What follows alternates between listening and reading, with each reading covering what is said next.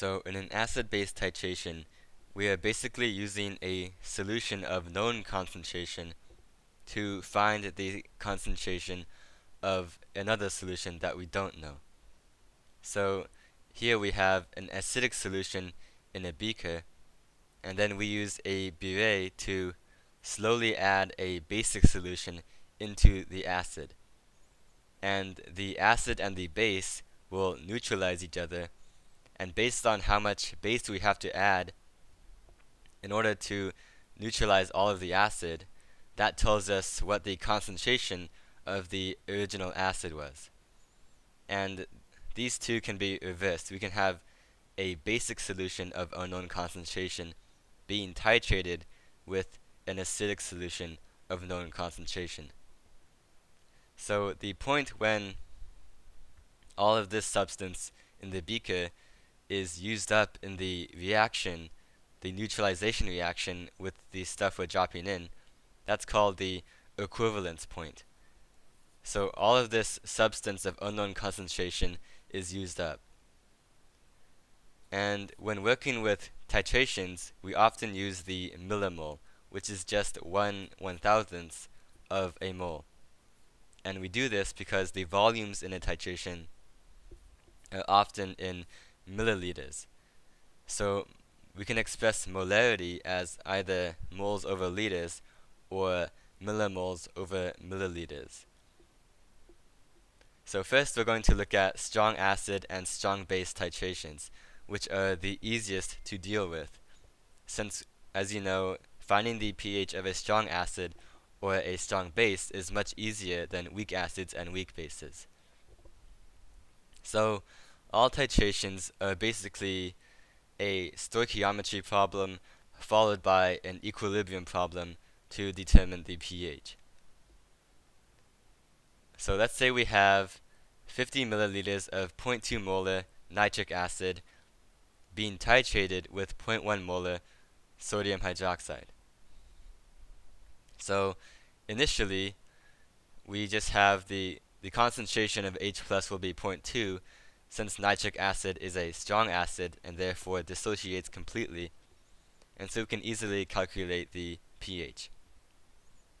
So the first point we're going to see is when we add 20 milliliters of sodium hydroxide.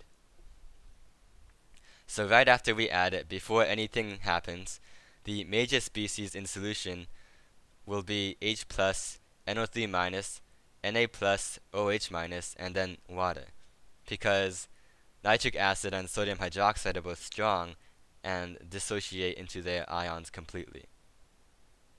So the reaction that takes place will be the H plus combining with hydroxide to form water.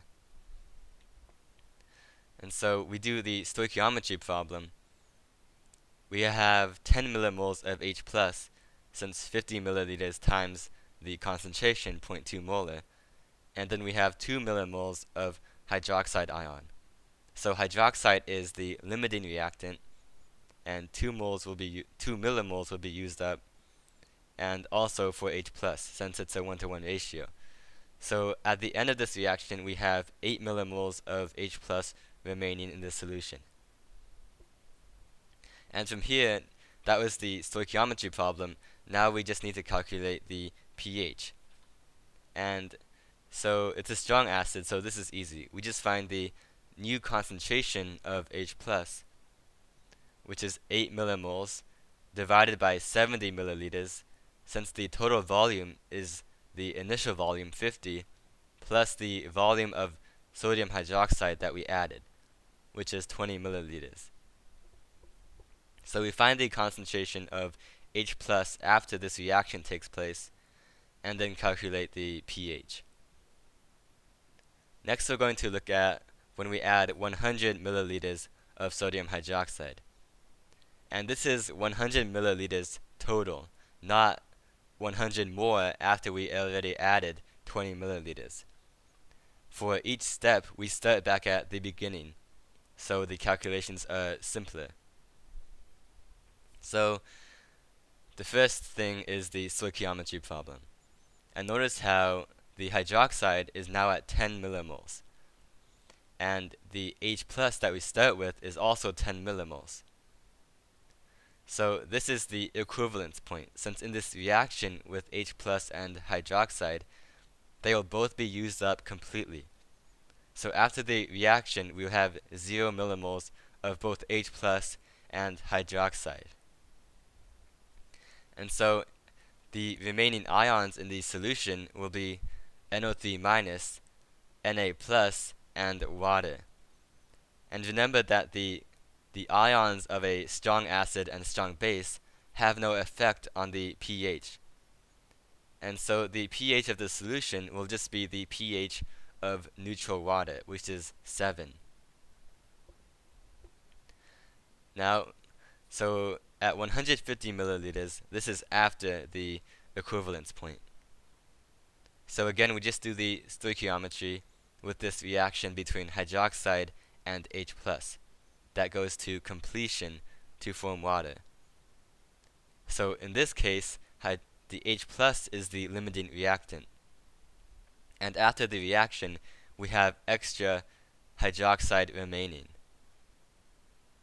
So now the pH will be based on the hydroxide concentration, since we do not have any H+. So the total volume is now the initial volume 50 plus 150, so 200 milliliters. So the concentration of hydroxide after this reaction is 5/200, and then from there we can calculate the pOH, and then from that the pH. So we can represent this titration using what's called a pH curve. So on the x-axis we have the volume of sodium hydroxide added in milliliters, and on the y-axis we have the pH of the solution. So you can see we start down here, and for the first couple volumes of NaOH added, the pH does not change very much. So this is common in a strong titration. The pH changes very slowly at first, and then at the equivalence point it rises rapidly to a very basic solution in only a few milliliters difference. And for a strong acid, strong base titration, the equivalence point is always at a pH of 7, since the remaining ions in the solution, after the H+ and hydroxide completely neutralize each other, will have no effect on the pH.